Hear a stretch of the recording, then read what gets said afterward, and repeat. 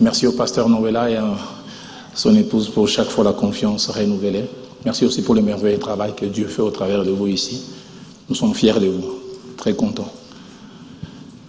J'ai été quelquefois silencieux, ne disant pas trop ce que je ressentais, jusqu'à ce que je perde des frères qui m'étaient chers, Christian Lucilao et Blaise. Mais devant le corps de Blaise, je me suis repenté, j'ai dit non, j'apprendrai à apprécier les gens que j'aime, à leur dire, à leur faire savoir. Parce que le problème avec un cadavre, il ne sait pas apprécier ce que vous dites. Noëlla, mamie, nous vous apprécions, fiers de votre travail, continuez comme ça.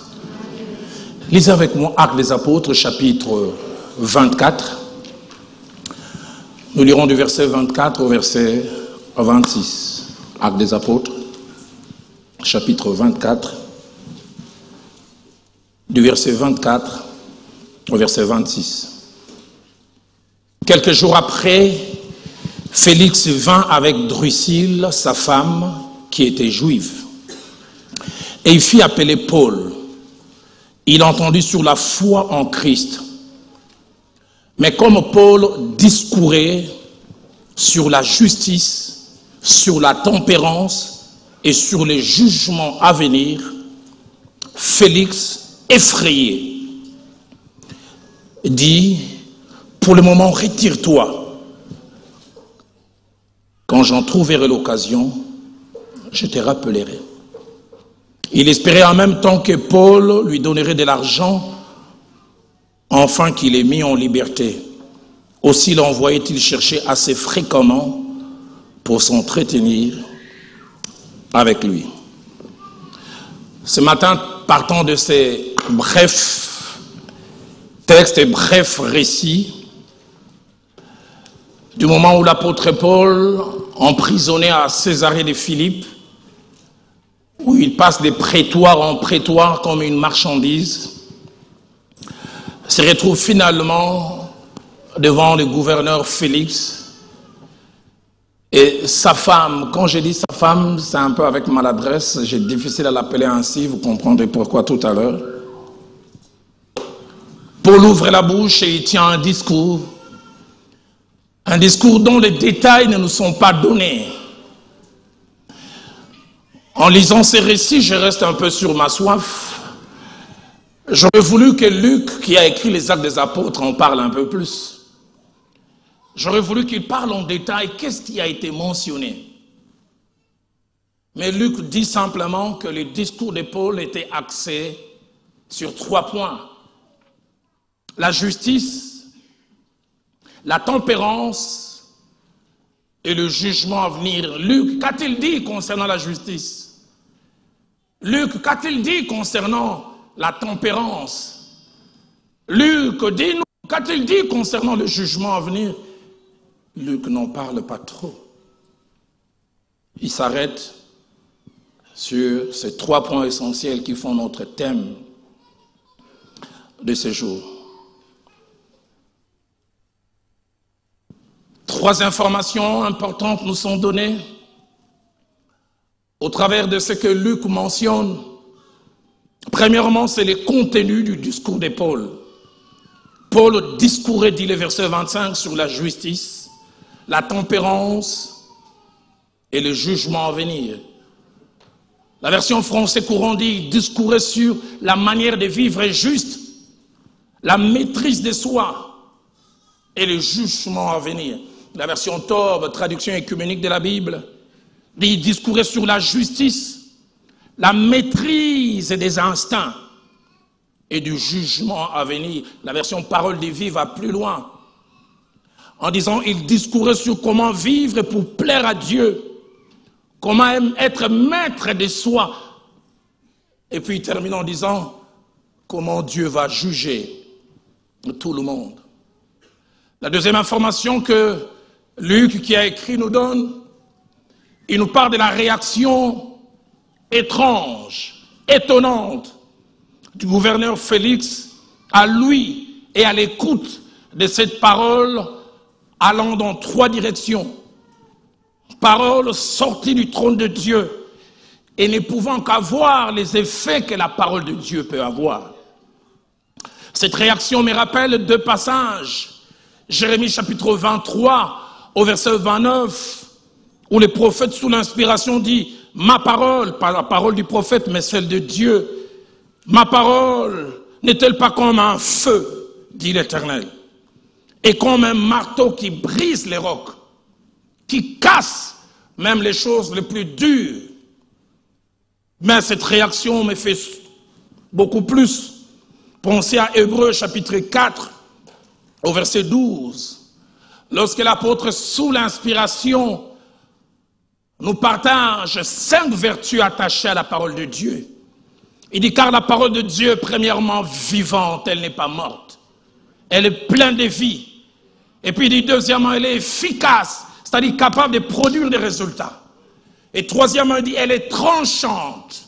Tranchante. Et il ajoute même plus tranchante qu'une épée quelconque à 2 tranchants.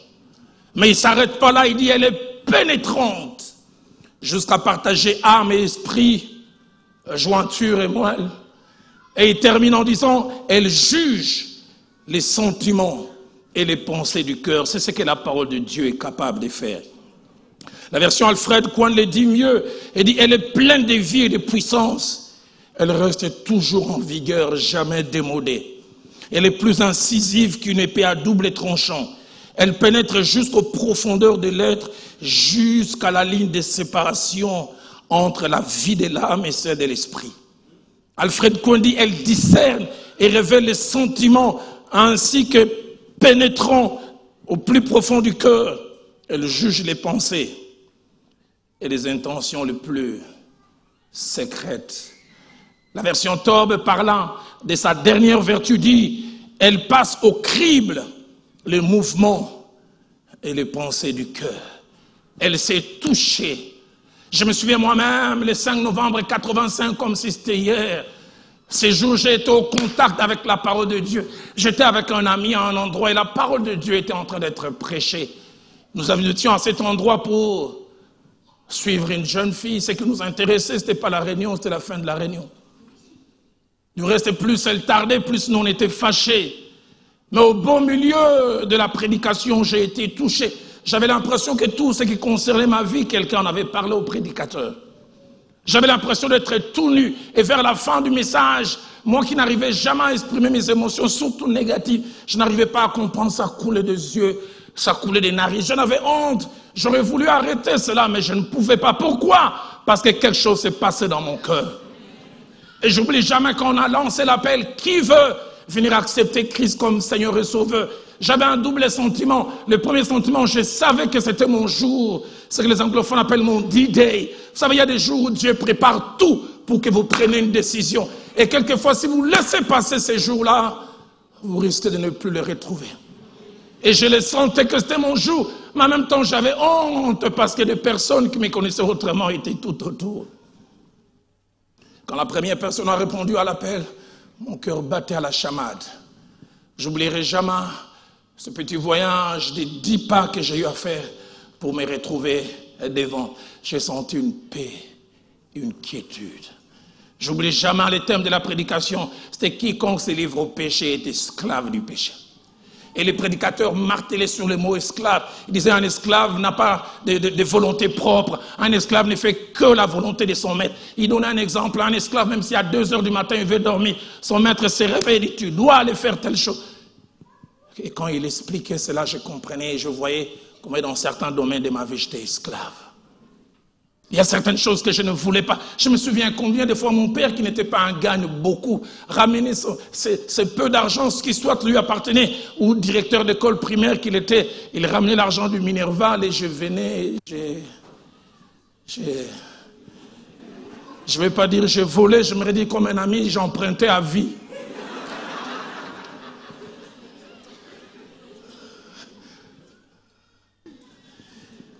Et quand je voyais mon père venir, il pleurait. Est-ce qu'il a pris cet argent? C'est pas pour moi. J'avais pitié de lui. Et j'ai juré, je ne veux plus le faire. Ça a duré 1 semaine. Et la semaine d'après, j'ai volé encore. Que dis-je? J'ai révolé. Esclave. Et ce jour-là, lui de la parole, je n'ai pas pu résister. Quand Paul a parlé sur la justice, la tempérance, ainsi que les jugements à venir. Les versets 25 parlent de la réaction étrange de Félix. La Bible dit, il fut effrayé. Effrayé. Parole de vie dit, il eut peur. Nouvelle Bible seconde dit, il fut saisi de crainte. La version française courant dit, il devint mal à l'aise. Pourquoi? Parce que la vraie parole de Dieu ne nous laisse jamais indifférents. Jamais.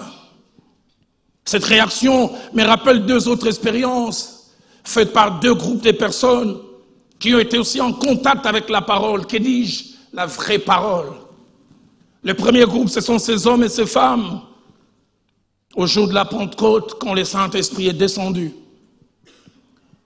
Et l'apôtre Pierre, qui hier avait renié le Maître, est sorti et il a parlé. Actes des Apôtres, chapitre 2, verset 37. J'aime les termes qui est utilisé. Après avoir entendu ces discours, la Bible dit, ils eurent le cœur vivement touché. Les mots en grec utilisés là veut dire, ils connurent comme une éruption volcanique dans leur cœur. Ça secouait. Le cœur vivement touché. Et il dit, oh mes frères, que ferons-nous?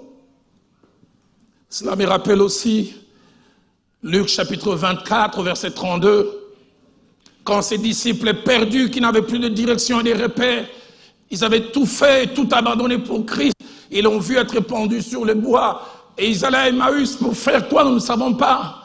Parce qu'aussi rapidement ils l'ont rencontré, ils sont revenus. Ils ont fait route avec lui. Et la Bible dit, il a commencé à voyager dans les Écritures pour parler de lui. Et quand il est parti, écoutez leur réaction. Nos cœurs ne brûlaient-ils pas au-dedans de nous lorsqu'il nous parlait? Quelque chose s'est passé dans nos cœurs. Français courant dit, il y avait comme un feu qui brûlait au-dedans de nous. Félix fut effrayé. Mais la troisième information que Luc nous donne, j'en parle avec tristesse, c'est la triste décision que Félix a eu à prendre. Alors que le Saint-Esprit avait fait subir une impression forte dans son cœur, dans son âme et dans son esprit. Il a été secoué au plus profond de lui. J'ai même tendance à dire le ciel tout entier s'était mobilisé, afin que plus jamais la vie de Félix ne soit la même, afin qu'il soit transformé. Mais malgré cela, la Bible dit, il dit pour le moment, retire-toi. Quand j'en trouverai l'occasion, je te rappellerai. Je prie que comme Félix, tu ne réagisses pas mal en ces jours. J'en ai plus que la certitude. Dieu ne m'a pas envoyé ici en vacances, en congé. Je me tiens du haut de cette chair en mission. Pour quelqu'un dans la salle, pour quelqu'un qui nous suit dehors. Et j'ai aimé que l'homme de Dieu a parlé. La Bible dit, il envoya sa parole. Et sa parole les guérit. Et le but et la fonction de la parole de Dieu, c'est d'apporter la guérison. Le verset 27 des Actes 24 que nous sommes en train de lire nous montre que 2 ans après ces refus de Félix de prendre une décision, il avait été muté. Et l'histoire dit 4 ans après, il est mort dans la démence, dans la folie, et sûrement perdu éternellement. Alors que ce jour-là, il avait la possibilité de se laisser transformer. Cela me fait penser à ce que l'apôtre dit dans Hébreux chapitre 3, verset 15. Aujourd'hui, si vous entendez sa voix, n'endurcissez pas votre cœur. Aujourd'hui. Je voudrais dire à quelqu'un, à la fin, je lancerai un appel, un drôle d'appel. Les gens d'appel que je n'ai pas l'habitude de faire, mais Dieu m'a dit, fais-les ainsi. Et je voudrais t'encourager, ne fais pas comme Félix. Si jamais au travers de cette parole qui sort de ma bouche simplement comme un canal, tu entends la voix de Dieu, réagis. Dans 10 ans, dans 20 ans, dans 1 million d'années, dans l'éternité, tu pourras t'en souvenir. Mais 3 grandes questions et 3 questions importantes que vous et moi nous pouvons nous poser et questions pour lesquelles je veux essayer d'apporter des réponses avant d'aller vers la conclusion de mon message. La première question, c'est quand et où se passe cette scène de ces petits et brefs discours? La deuxième question, c'est pourquoi ces discours allant dans trois directions? Et la troisième, quelle était la motivation derrière ces discours de Paul? À la première question, quand et où se passe cette scène? Je voudrais dire que nous sommes en l'an 58 après Jésus-Christ. Et cela fait plus de 25 ans que Saul de Tarse, qui autrefois était adversaire de l'Évangile, s'est converti, a été transformé par Dieu. De l'adversaire de l'Évangile qu'il était, il en est devenu l'apôtre. Et quel apôtre? Et Acte 21, chapitre 21, chapitre 22 et chapitre 23 nous donnent un certain nombre d'informations. La première, c'est que Paul et Jacques étaient arrivés à Jérusalem, conduits par Dieu. La deuxième, que Paul était en train de parler au temple, et puis une agitation est survenue. Les gens se sont mis à hurler. Et Acte 22, verset 23 nous montre même qu'ils lui ont fait violence physiquement. Arrêtés à cause de l'évangile. Acte 23, du 1er au 11e verset, nous montre Paul comparaissant devant les Sanhédrins ou les hauts conseils du culte juif. Il subit toutes sortes de questions. Mais quatrième chose, Acte 23, verset 23 à 35, nous montre son transfèrement. Il quitte Jérusalem et il est amené à Césarée de Philippe. Et la cinquième information, c'est Acte 24, du 1er au 23, qui nous le montre. Sa première comparution devant Félix, avec les souverains sacrificateurs Ananias, faisant office de ministère public, qui apporte l'accusation. Et même ils ont loué les services d'un orateur appelé Tertulle. Quand vous lisez, qu'est-ce qu'il était éloquent, flatteur avec F majuscule, qui sait toucher les émotions pour orienter le verdict. Et c'est à cette occasion que Paul est obligé de défendre sa position et sa situation.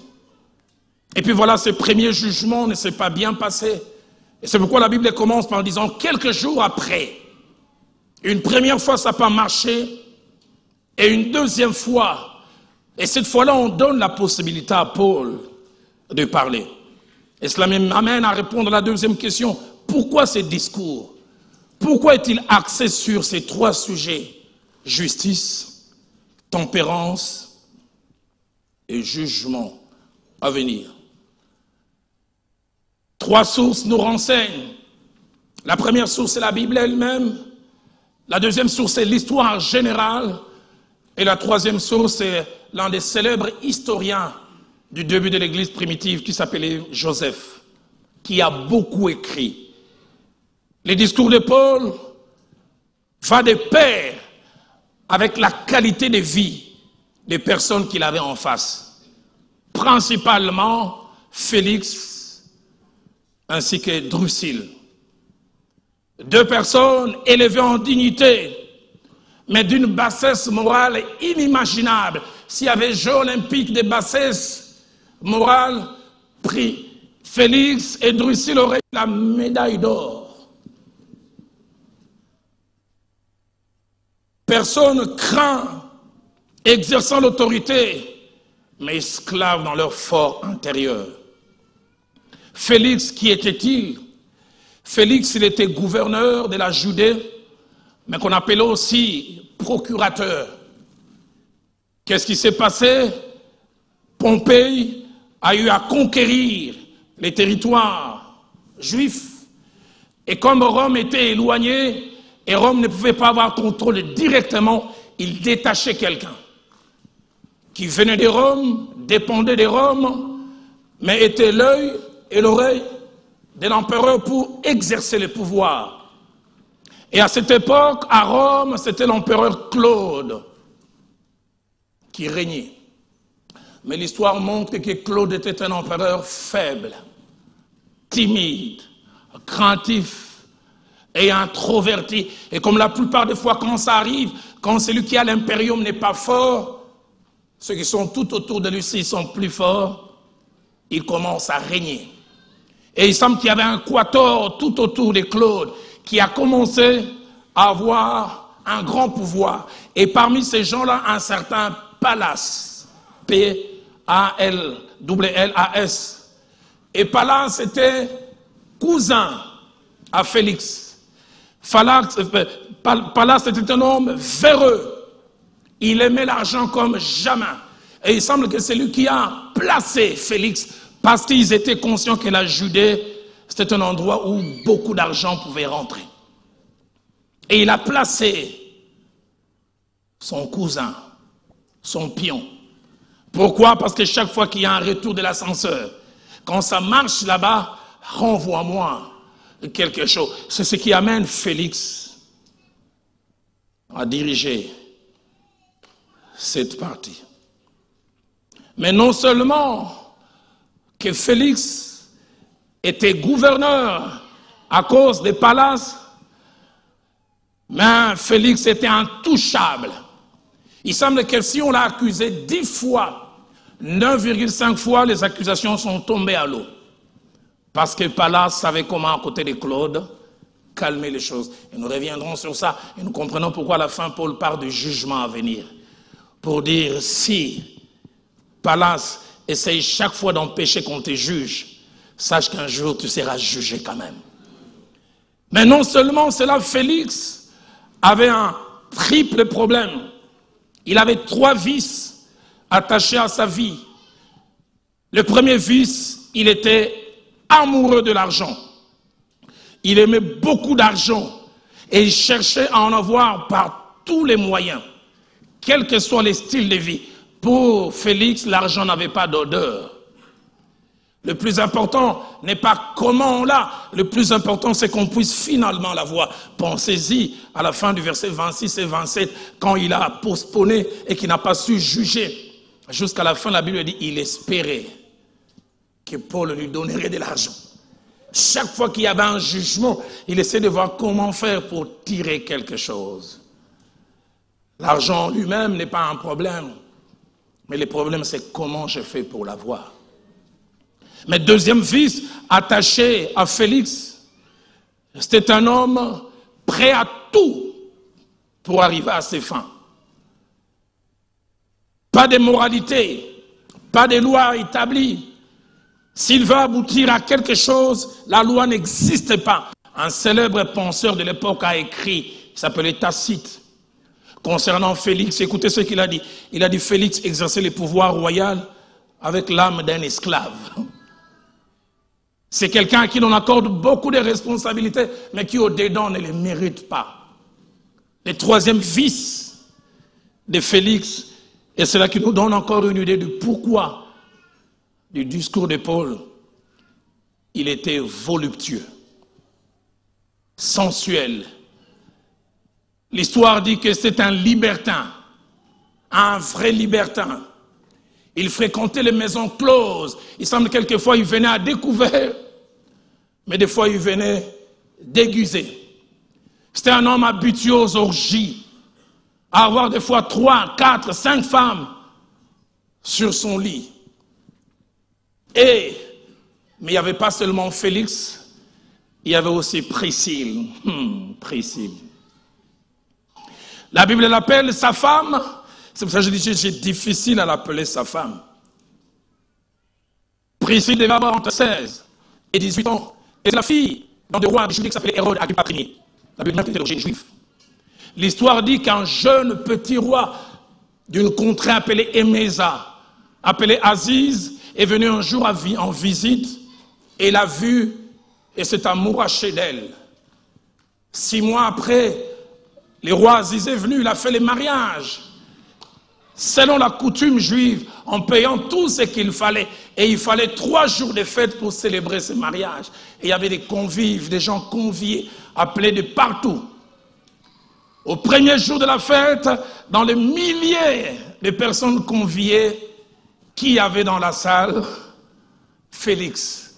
Et l'histoire dit, dès l'instant où Félix a vu la mariée, son cœur a fait boum.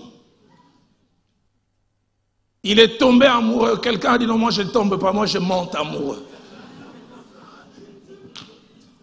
Il est tombé amoureux de la femme d'autrui, le jour du mariage. Et l'histoire dit qu'à un moment, il a demandé une danse. Qui peut refuser la danse à un roi? Et pendant la danse, il a commencé à faire la cour à une femme mariée. Je m'imagine, il dit, les femmes comme toi, c'est mieux pour les hommes comme moi, pas pour ces barbares. Il a commencé à détruire Aziz et il semble que Priscille a été secouée. Mais Priscille, secouée, ne savait comment réagir. Au troisième jour, Priscille est partie. Et Félix, qui avait un de ses hommes de main qui s'appelait Simon. Vous savez, il y a des missions à ne pas faire. Et c'est Simon qui a fait l'émissaire, qui a amené et des cadeaux et qui est allé finalement 2 semaines après voler Priscille. Tout le monde avait, Drusille plutôt, tout le monde avait assisté au mariage. Tout le monde avait vu comment Drusille était mariée. Et 2 semaines après, on voit Drusille entre les mains de Félix. Les gens se demandent, qu'est-ce qui se passe? Félix, les quand dira-t-on, ça lui dit rien du tout. Pour lui, c'est le chien à boire. La caravane passe. Et non seulement que Drusille est venue, mais elle est devenue la 3e femme de Félix. Nous ne savons pas. Paul était-il au courant de toutes ces informations? Peut-être. Mais peut-être non. Peut-être comme ça arrive le plus souvent, le Saint-Esprit lui a donné des fuites. Le Saint-Esprit lui a dit, celui qui est là est triplement malade. Et parle de ces choses.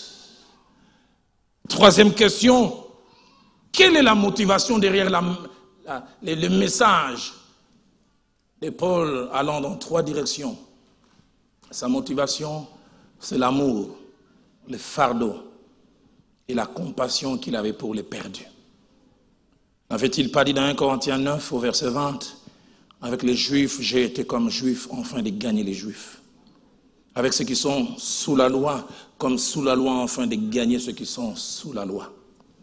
N'avait-il pas encore dit dans 1 Timothée 2, au verset 4, que Dieu ne voulait pas que les hommes se perdent, mais Dieu voulait que tous soient sauvés et parviennent à la connaissance de la vérité.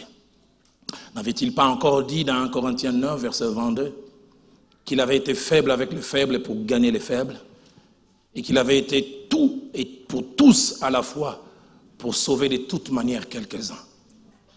N'avait-il pas donné ses conseils à son fils dans la foi, dans 2 Timothée plutôt, chapitre 4, verset 2, en disant « Prêche la parole, insiste en toute occasion, favorable ou non. » Alors que là, il a la possibilité de défendre sa cause, de plaider, il n'a pas un avocat, il ne peut pas payer les honoraires, de défendre sa cause pour qu'il soit libéré. Ce qui importe, ce n'est pas que ses chaînes physiques partent. Ce qui lui importe, c'est que les chaînes spirituelles qui tiennent cet homme puissent partir. Il relègue même ses propres intérêts au second plan. Il se met à parler pour que cet homme soit sauvé. Cela me rappelle Acte 26, versets 27 à 29, quand il s'est retrouvé devant le roi Agrippa. Il a quasiment agi de la même manière.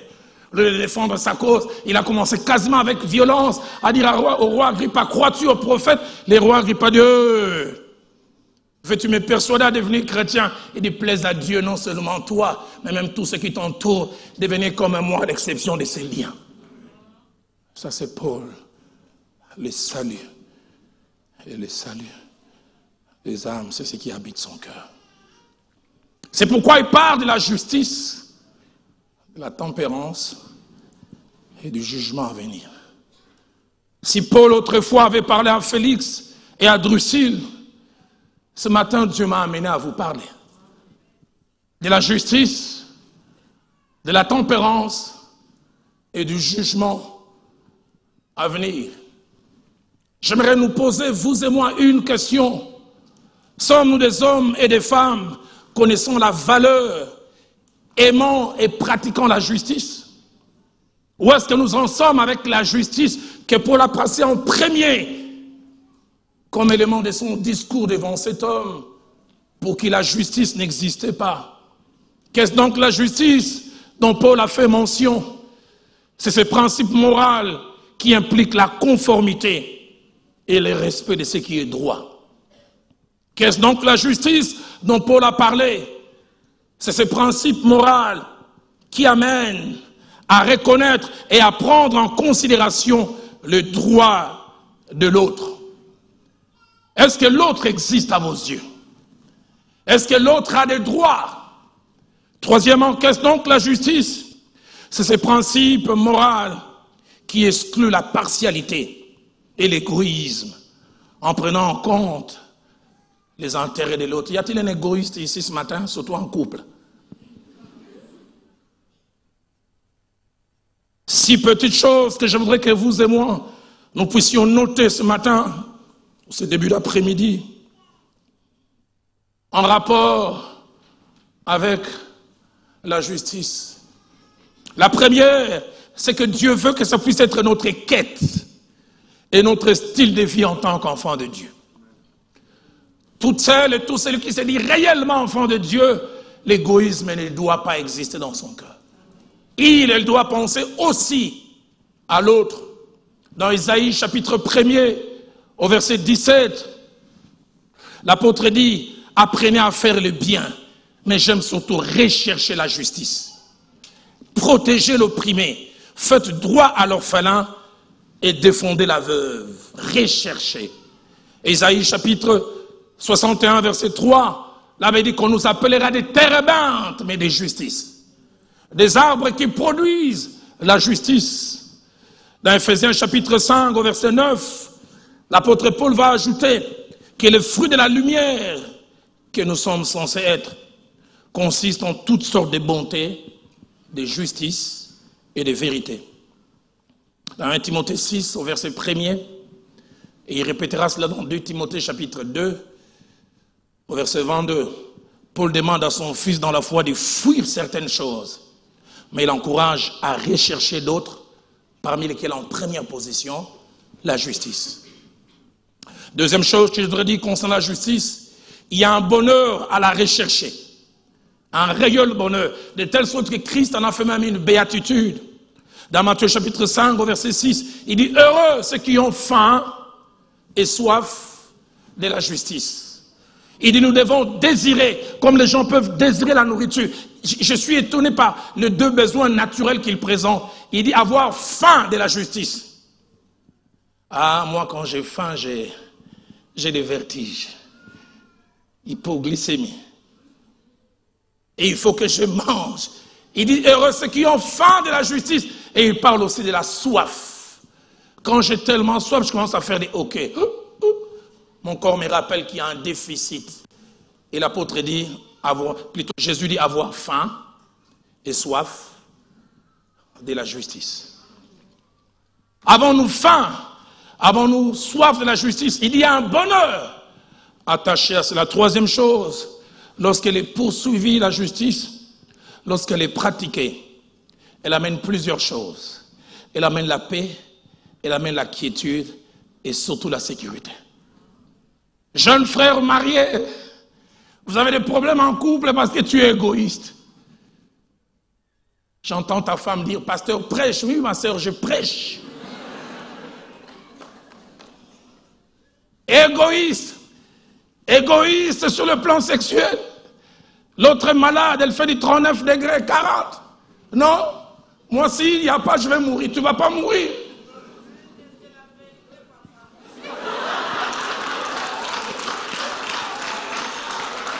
Égoïsme.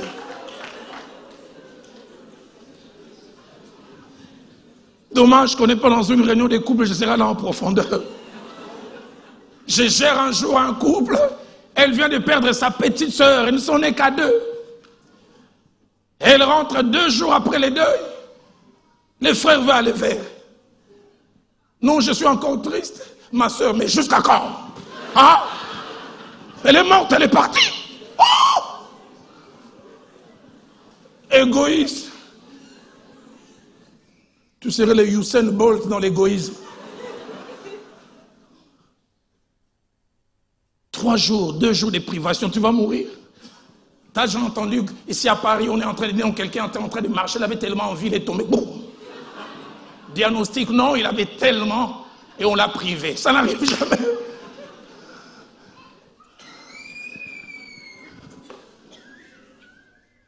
Ésaïe 32, au verset 17 dit, l'œuvre de la justice sera la paix, et les fruits de la justice sera les repos, la sécurité pour toujours. Français courant les dit mieux. Il dit la justice produira la paix. Il dit et créera pour toujours tranquillité et sécurité. Seigneur, aide-moi à pratiquer la justice.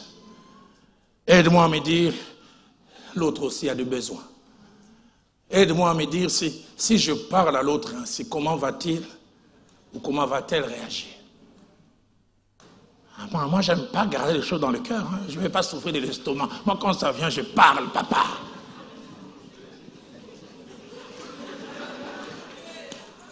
Qu'est-ce que ça va faire chez lui? Qu'est-ce que ça va faire chez elle? Ce n'est pas ton problème. Combien de fois la paix vole en éclats parce qu'on ne prend pas en compte les intérêts de l'autre. Injustice dans les couples. J'ai vu quelques couples, ils s'habillent comme Miss Univers, elle s'habille comme une boniche. Quand les deux marchent, vous dites c'est un couple. Ah non, pasteur, il doit prier. Moi, tous mes habits, ce sont des dons que l'on me fait. Si elle a des problèmes spirituels, on ne lui fait pas des dons, c'est son problème à elle.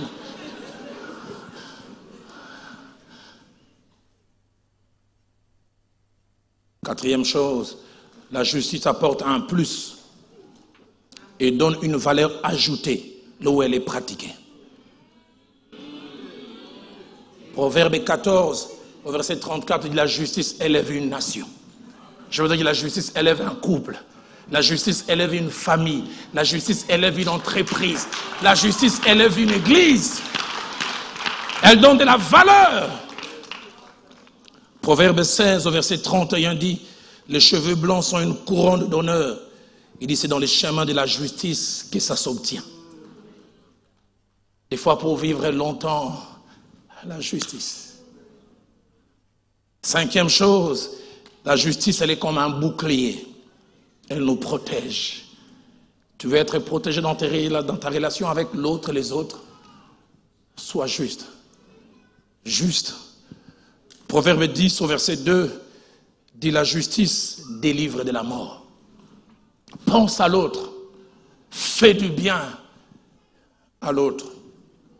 Sixième et dernière chose, à la justice s'attache une chose, les contentements.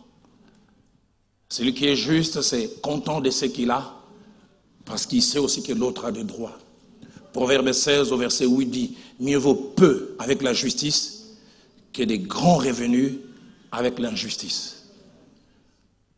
Mais il ne lui parle pas simplement de la justice qu'il bafouait, parce que Félix était prêt à tout, à la corruption, à toutes sortes de mauvaises choses pour avoir. Mais il lui parle aussi de la tempérance. D'autres versions parlent de la continence. J'aimerais nous poser cette deuxième question.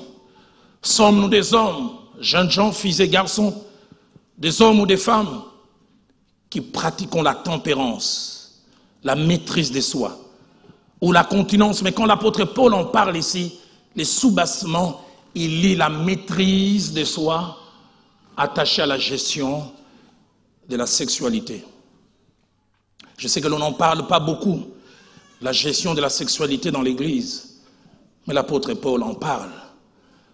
Lorsque nous parlons de tempérance, ce matin, nous visons 3 catégories de personnes qu'il y a ici. Premièrement, nous visons celles et ceux qui ne sont pas encore mariés. Et là aussi, il y a 2 sous-groupes. Il y a des célibataires tout court, et puis il y a des fiancés. Mais deuxièmement, nous visons les mariés, hommes ou femmes, soit qui vivent ensemble, ou comme ça peut arriver, l'homme ou la femme est obligé de se déplacer. Mais nous voulons aussi penser à ceux et ceux qui ne sont plus mariés. Il est veuf, elle est veuve, ou il ou elle est divorcés. À ces trois groupes, la Bible nous donne un message clair. Premièrement, à celles et à ceux qui ne sont pas encore mariés, la Bible parle clairement. Premièrement, la Bible nous montre que la sexualité a été créée par Dieu. La sexualité n'est pas la création du diable. C'est Dieu qui a même pensé à tout pour qu'il y ait une joie, que dis-je, une forme de félicité dans la sexualité. Genèse chapitre 1er, verset 27, quand Dieu a créé l'homme et la femme, c'est lui qui a fait tous ces petits détails. Et Genèse chapitre 2, verset 22, il a amené la femme vers l'homme. Il a dit, multipliez et remplissez la terre, pas en jouant aux billes. C'est lui qui a donné le coup d'envoi en disant, maintenant vous pouvez y aller. La sexualité vient de Dieu.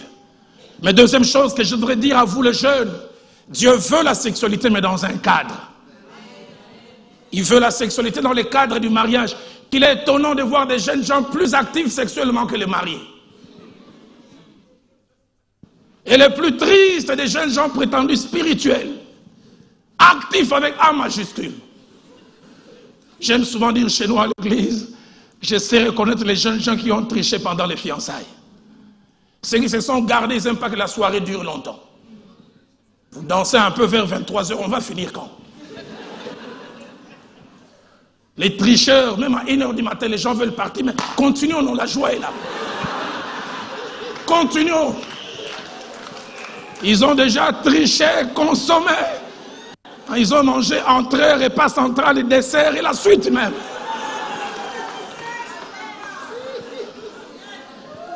De Samuel chapitre 13 au verset 12. J'aime cette jeune fille appelée Tamar. Son frère les sollicite sexuellement. Il dit, j'ai pas un problème, mais va demander au père. Je veux que ça se fasse officiellement. Vous savez, c'est beau de faire ça officiellement. On vous bénit ici. Même quand votre beau-père arrive, vous mettez un écriteau, on est occupé, revenez demain. Parce que vous avez la bénédiction de Dieu. Troisième chose, aux jeunes, toute forme de sexualité hors du mariage est désobéissance. Quels que soient les justificatifs.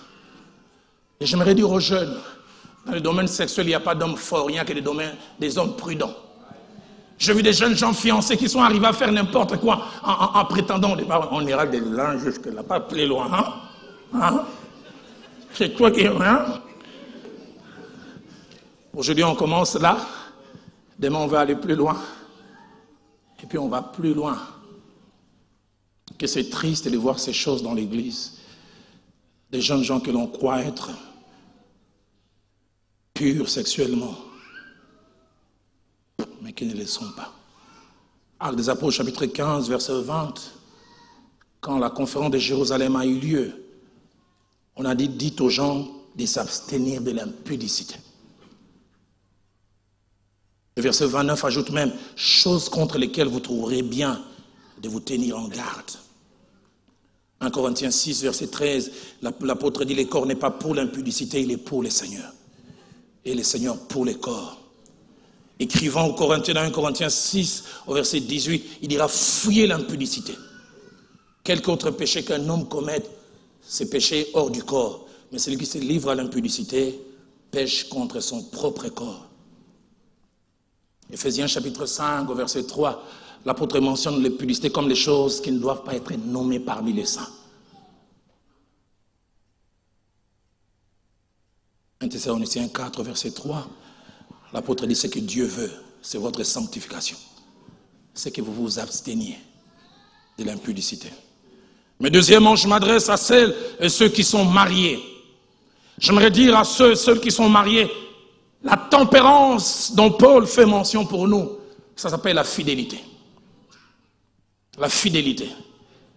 Fidélité vis-à-vis de sa femme, fidélité vis-à-vis de son mari. Et Dieu ne veut pas qu'on triche. 1 Corinthiens 7, au verset 10, pour éviter l'impudicité, que chacun ait sa femme et que chaque femme ait son mari. J'avais à peine 13 ans de vie de couple, que notre pasteur, celui qui nous a influencé, pasteur Noëlla, mamie et moi. Il prêchait un jour, il avait 37 ans de vie commune, et il prêchait avec sa manière, il tapait les pieds droits, il dit, ça fait 37 ans, je suis marié à la même femme, et je n'ai pas triché. Et j'étais assis là, j'ai dit, Seigneur, moi je n'ai que 13, je voudrais dans 24 ans dire ça. Aujourd'hui, je puis aussi le dire, ça fait 25 ans, je n'ai jamais triché, je ne suis qu'avec elle.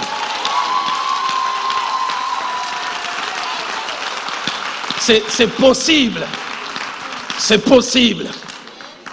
Ce ne sont pas des tentations qui ont manqué. J'oublierai jamais ce jour de 2002. Cette femme est venue me tenter au bureau. Je ne sais pas si pasteur Noëlla a déjà connu ça.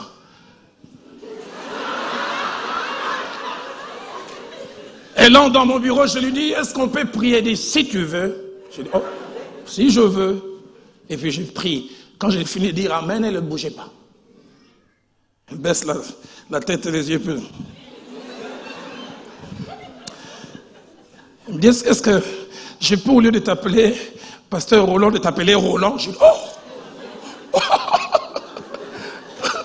Roland.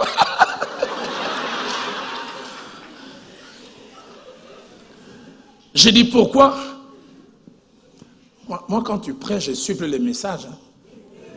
Je suis follement amoureuse de toi. Et ma chair a fait boum, boum, boum, boum.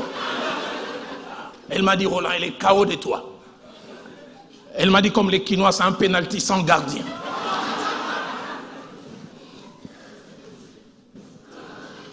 Je lui ai dit, mais je suis marié. Elle me dit, qu'est-ce que ça fait? C'est vous les personnes normales qui dites, hé, elle est là.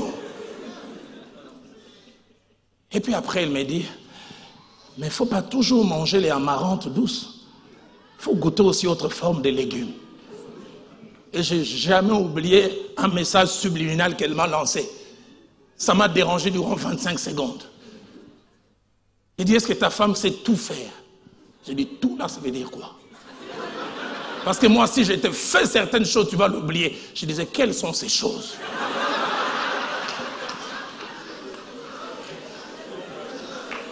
Et puis à la fin, j'ai eu un sursaut. Je lui dis, sors de mon bureau.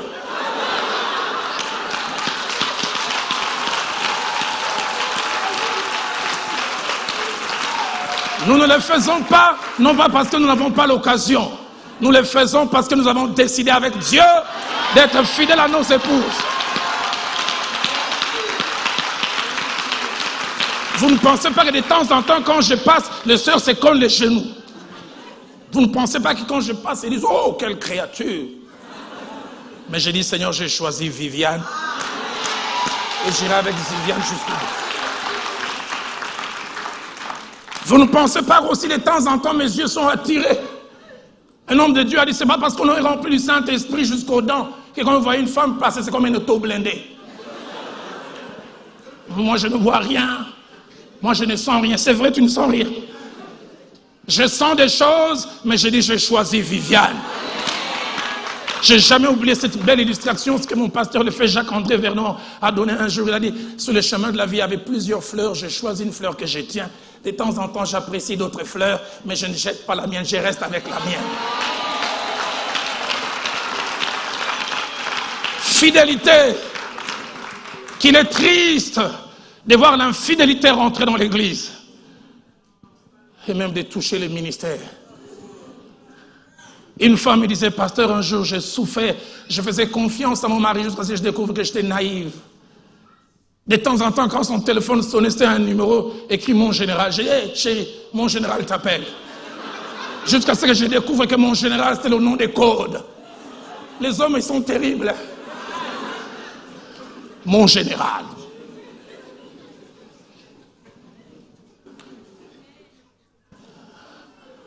Mais si déjà,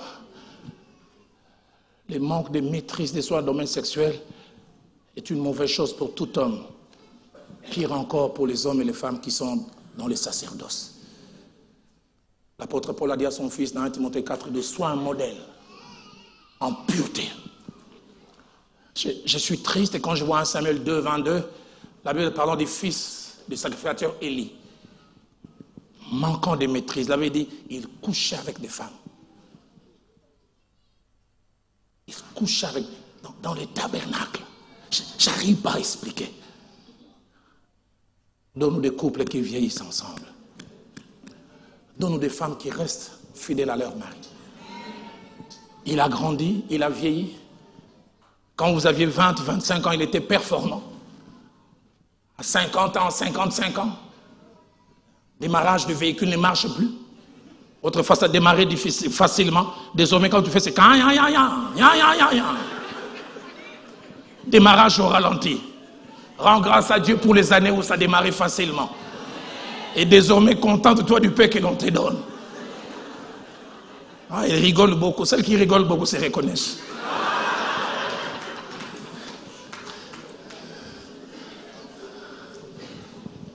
Maîtrise de soi. Je vais aller vers ma conclusion.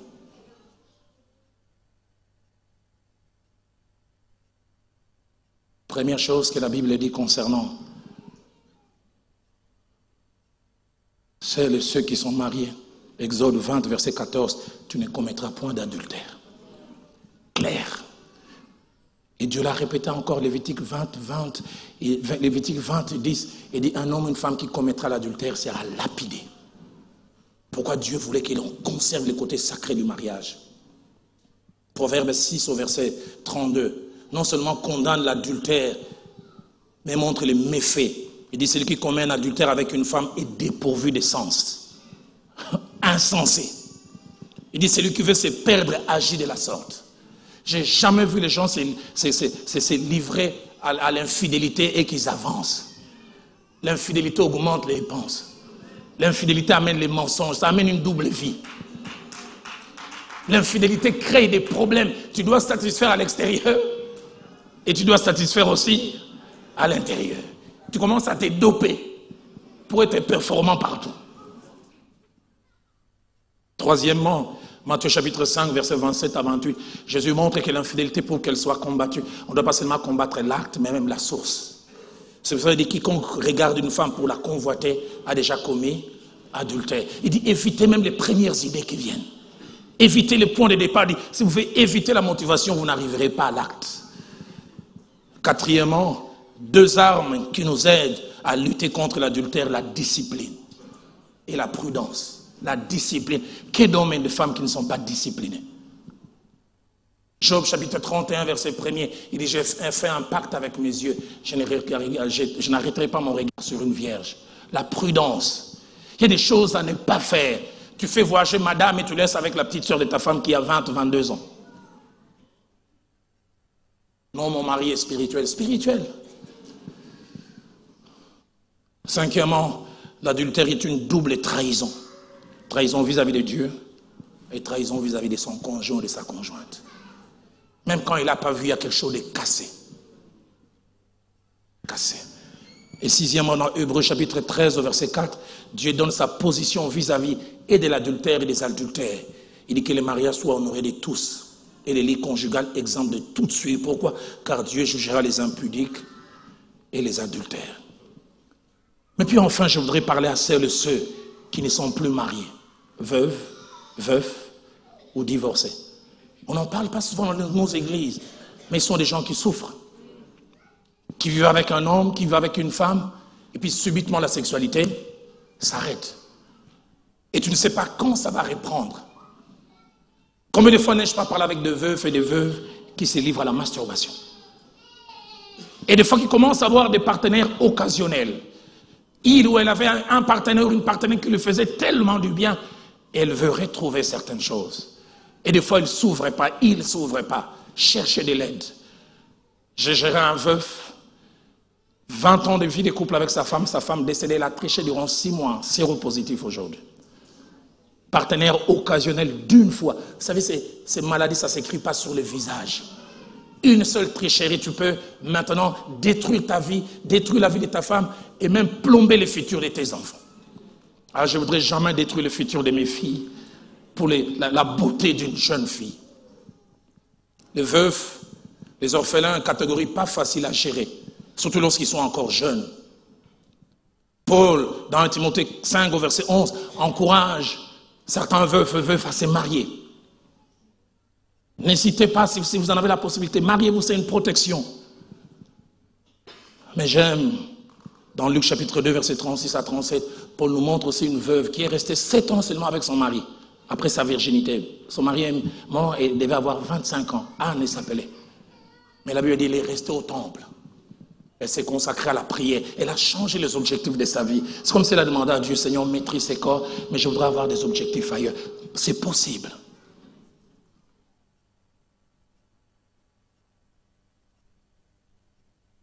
Mais au-delà de veufs et de veuves, il y a les divorcés. Je ne vais pas condamner les divorcés. Les gens, des fois, se séparent pour toutes sortes de raisons. Mais je dis, quand vous prenez cette décision, marchez selon la parole de Dieu.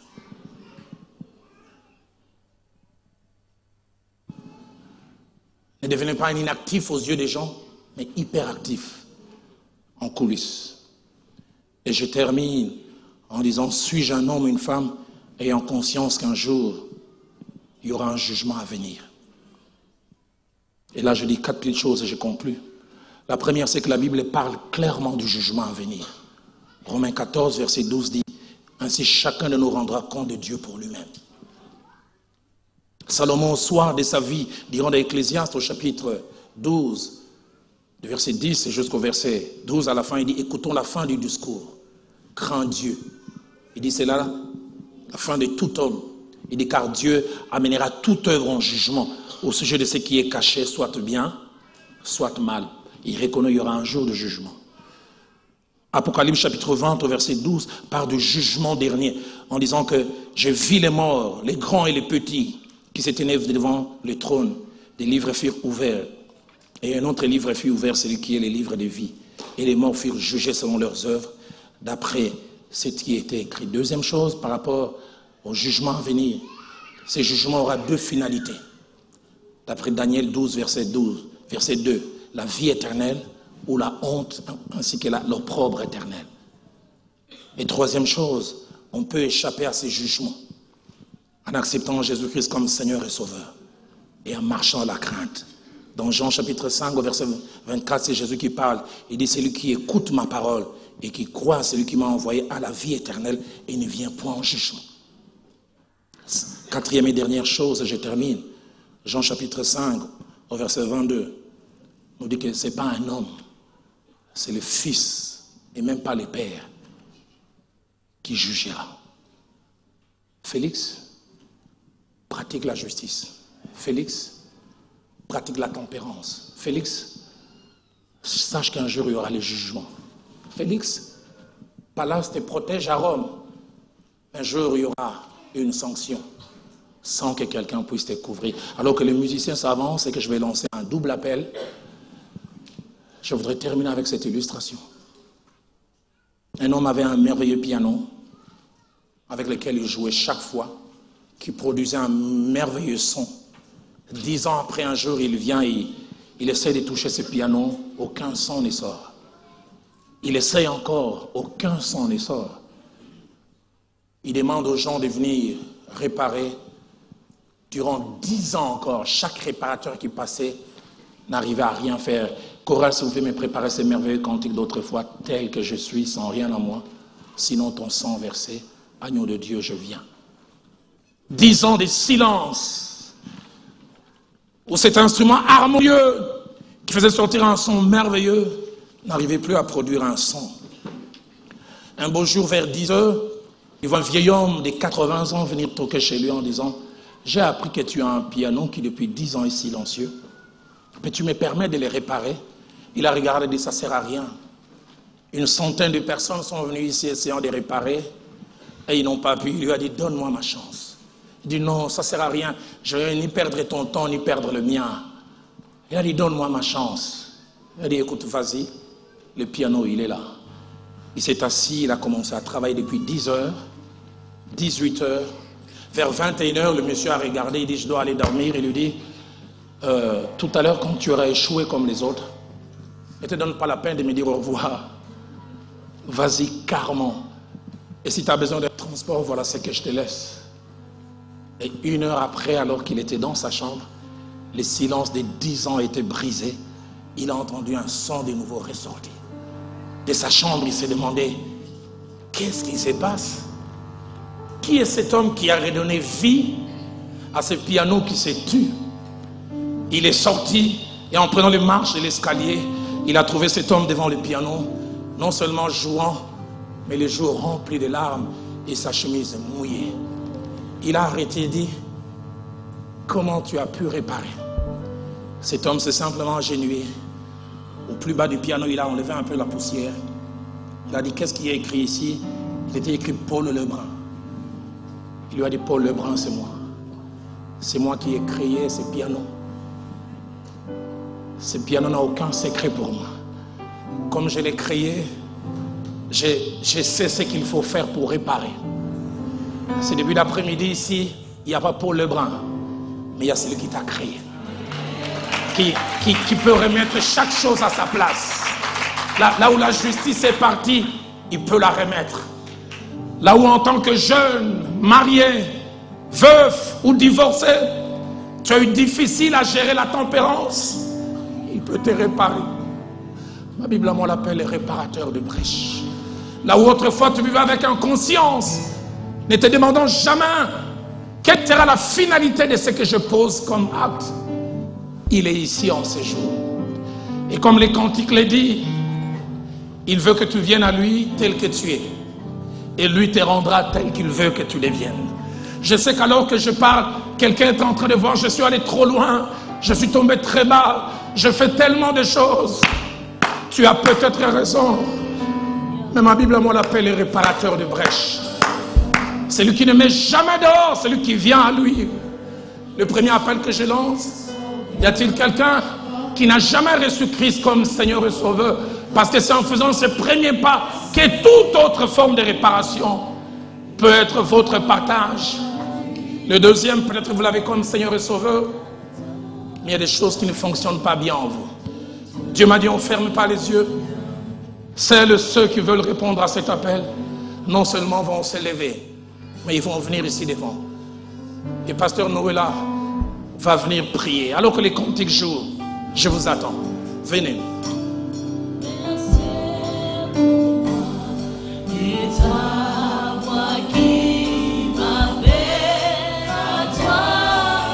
Le réparateur de brèche est ici.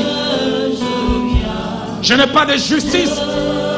Je suis un égoïste. C'est ce qu'il me reproche. C'est ce qu'elle me reproche. C'est ce qui nous fait cogner les têtes. Répare-moi, Seigneur. Répare-moi. Répare-moi. Si tu me répares, notre couple irait mieux. Si tu me répares, j'aurai de meilleures relations avec les autres. Répare-moi. Y a-t-il quelqu'un, un jeune homme, une jeune fille, quelqu'un d'un certain âge qui me dit, pasteur, les mêmes problèmes que Félix avait, je l'ai. Je ne sais pas gérer mes instincts. Je viens à l'église, mais je manque de maîtrise dans ces domaines. Je veux l'avoir. Je veux que le Seigneur soit Seigneur de chaque aspect de ma vie. Oui, je viens. Est-ce qu'on peut les chanter tel que je suis bien vacillant?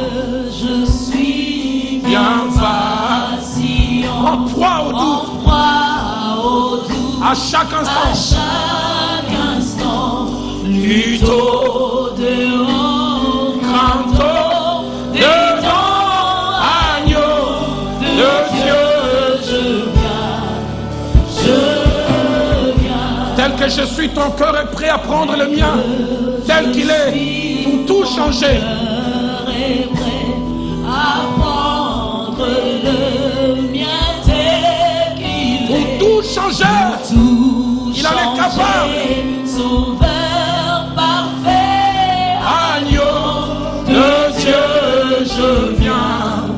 Je viens. Je paierai qu'on le rechante encore au début tel que je suis.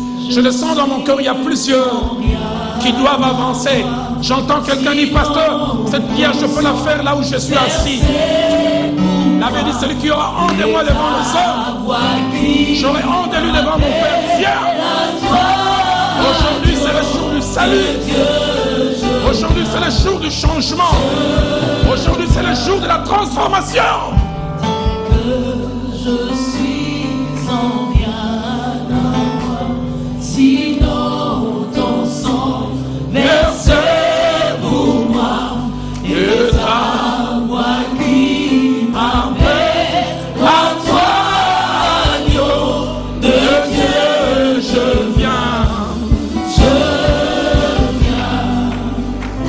J'aimerais qu'on se lève tous. Alors que notre pasteur s'avance, ceux et celles qui doivent venir, venez encore. Attire-moi à toi. Ne me laisse pas. Je vais tout abandonner. Restaurer notre amitié. Continuons à venir. Continuons à venir. Nous sommes dans l'atelier du divin potier. Celui qui sait enlever les scories, nous donner la forme. Ton vase a raté quelquefois, mais il ne se fatigue pas avec toi. Il peut te redonner la forme qu'il faut. Les parents sont fatigués de toi. Ton mari est fatigué de toi. Ta femme est fatiguée de toi. Mais lui, il n'est pas fatigué. Attire-moi à toi. Ne me laisse pas.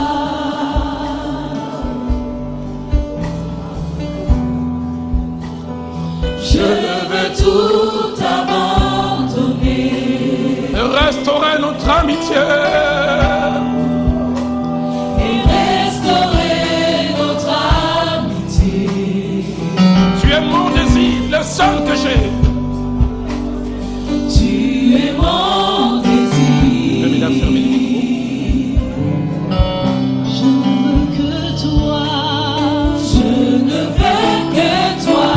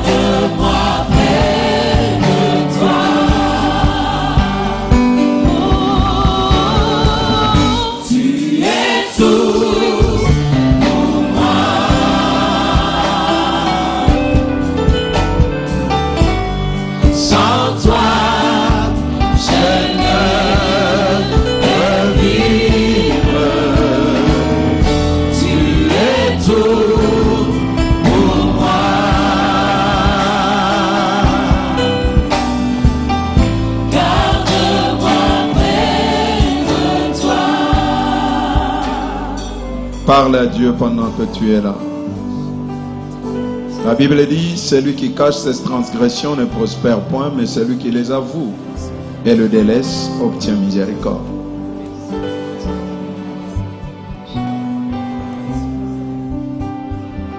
C'est au devant de toi que nous nous tenons et cette parole, Seigneur, trouver une place dans notre cœur. Père éternel, Dieu de grâce, c'est avec un cœur repentant, un cœur en souffrance, que mes frères et sœurs se sont avancés ce matin. N'ont pas regardé à leur dignité, mais ont voulu, Seigneur, se réconcilier avec toi, se libérer de ces poids et de ces fardeaux. Plus que cela, Seigneur, de réclamer ta liberté dans leur vie. Non pas seulement ils l'ont commis, mais encore plus, Seigneur, ils veulent en être totalement et entièrement libérés. Ce matin, je te le recommande, je te le présente. Et je demande, Seigneur, non pas seulement que ta miséricorde agisse pour apporter pardon et libérer leur cœur de tous ces poids, de toute cette souffrance qu'ils portent au plus profond d'eux-mêmes. Mais plus que cela, ce matin, Seigneur, nous voulons dire, libère-le aussi de ces chaînes. Libère-le de cette puissance du péché. Libère-le de ces chaînes, Seigneur, de cette captivité, de cet esclavagisme. brise ces chaînes ce matin. Et que Seigneur, ces liens soient totalement coupés. Seigneur de gloire, Dieu de grâce. Ta parole ne retourne pas à toi sans avoir accompli ce pour lequel tu l'as envoyé. Aujourd'hui, nous ne voulons pas tomber dans le piège de Félix, de renvoyer à plus tard cette décision aussi importante, de refuser l'opportunité de la réconciliation avec Dieu, de refuser l'opportunité de se libérer de la puissance du péché qui accable et qui détruit les vies, de refuser l'opportunité de mettre en ordre certaines choses. Saint-Esprit de Dieu, Saint-Esprit de Dieu, nous voulons que la puissance de ton esprit agisse et que le cœur soit libéré cet après-midi. Nous recommandons chaque âme ici présente. Nous prions que ton esprit parle encore et restaure ses vies. Pardonne, Dieu de grâce et de miséricorde et pitié. Pardonne, Seigneur, mais restaure aussi. Renouvelle ta grâce. Je vais nous inviter toute l'assemblée, s'il vous plaît, alors que ces amis reprennent leur place. Levons nos mains, implorons la grâce de Dieu. On n'est pas meilleur. Des fois, nous voulons faire semblant là où il ne faut même pas. Demandons la grâce de Dieu. Prie pour toi-même. Prie pour ta vie. Prie pour ton foyer. Prie pour ta famille. Prie pour toi-même. Fais que Dieu nous aide. Que Dieu travaille notre cœur pour la justice, pour la tempérance. Et que Dieu nous aide à être des hommes et des femmes justes. Des hommes et des femmes en qui se développe la tempérance, la maîtrise de soi. Parce que frères et sœurs, il y a un jugement.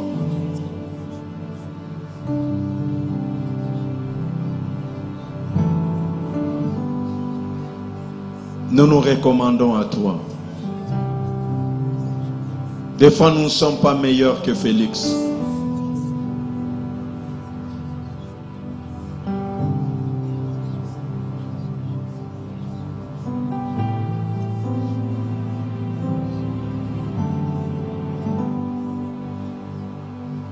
Nous avons véritablement besoin de toi.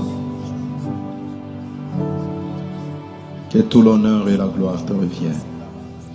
Merci à toi, notre vrai Dieu. Merci à toi, notre vrai Sauveur. Reçois la gloire et l'honneur. Merci, Seigneur. Merci pour ta parole, Seigneur.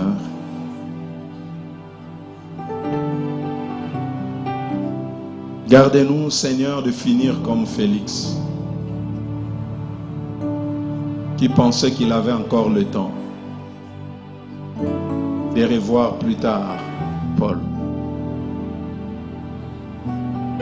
qui a négligé cette opportunité, cette main que tu lui as tendue. Je prie ce matin, Seigneur, que personne ne refuse cette main. Qui sait ce qui se passera après ces quelques instants? Qui sait ce qui se passera dans quelques jours, mois, semaines, années? Mais je prie que cette parole continue à retentir dans nos cœurs, interpelle nos âmes et transforme nos vies. Bénis ton serviteur et glorifie ton nom. Je te le demande.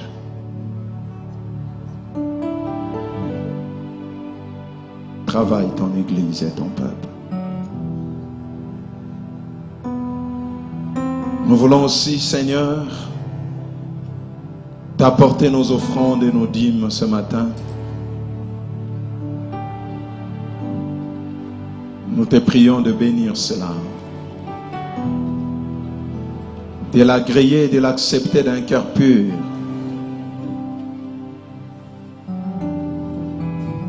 Et de permettre que cela puisse faire avancer ton œuvre. Nous te le demandons au nom de Jésus. Amen. Amen. Gloire au Seigneur.